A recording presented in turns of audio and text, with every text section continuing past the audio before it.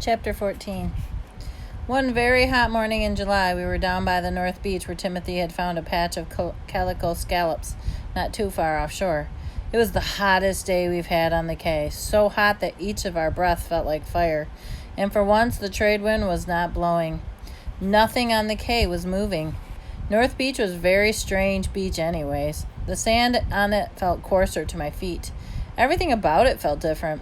But that really didn't make sense since it was only about a mile south from the South Beach. Timothy explained, "The water in the isles, the bleak beach, and any island." He could only say why. He had just brought some calico scallops ashore when we heard a rifle shot. It came quickly to my side and said, "Oh, that'd be trouble." Trouble? I thought it meant someone found the Cay. I wasn't trouble. Excited, I asked, "Who's shooting?" "The sea," he said. I laughed at him. "The sea can't shoot a rifle." "It crack like a rifle," he said with worry in a voice. "It can make the shot all right, and I be telling you very bad storm be coming, Philippe, a tempest." I couldn't quite believe it. However, there had been distinctly a crack, and it sounded just like a rifle or a pistol shot.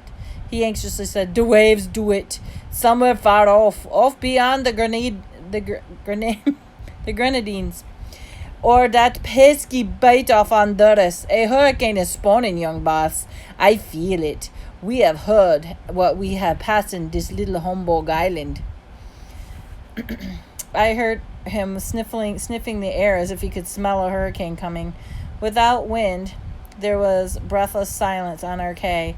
The sea, he told me, was smooth and green jelly, but already the water was getting cloudy. There was no birds in sight. The sky, he said, had a yellowish cast to it. "Come along, we have much to do. The scallop can wait. They be their own self after the tempest." So we went up to our hill. Now I knew why we had chosen the highest point of the Cay for our hut. Even so, I thought the waves might tumble over it. The first thing Timothy did was lash our water keg high in the palm tree. Next, he took the remaining rope we had and tied it securely around the same sturdy tree. "In case the tempest reaches high, you lock your arms over the rope and you hang on, Philippe." I realized then why he had used the rope so sparingly, why he had made the guideline down to the east beach of the vines instead of rope. Every day, I learned something new that Timothy had done so we could survive.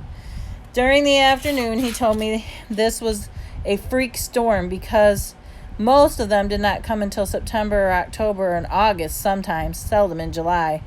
"But this year the sea will be very angry with all the death upon it from the war." The storms bred, Timothy said, in the eastern North Atlantic, south of the Cape Verde Islands. In the fall, and sometimes when their freaks were early, they bred much closer in a triangle, way off the northeast tip of South America. Once in a while, in June or July, they sometimes made it not far from Providencia and St. Andres near us. The June ones were only pesky, but the July ones were always dangerous.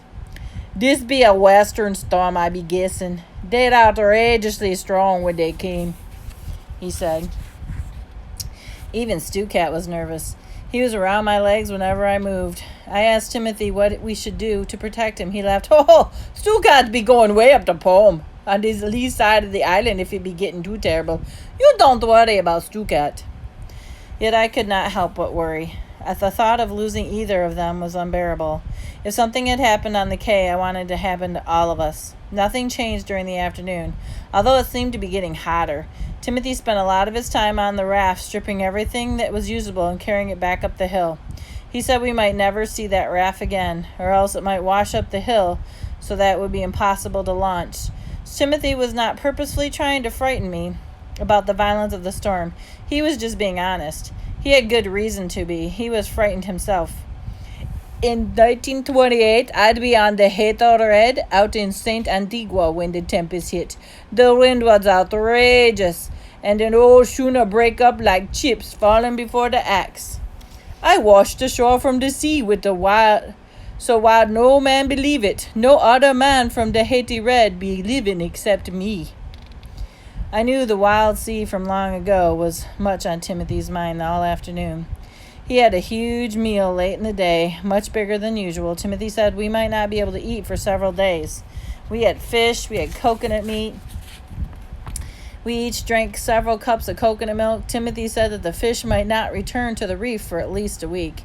He noticed that they'd already gone to deep water. After we ate, Timothy carefully cleaned his knife, put it in the tin box, which he lashed high in the same tree that held our water keg. "We ready, Philippe," he said.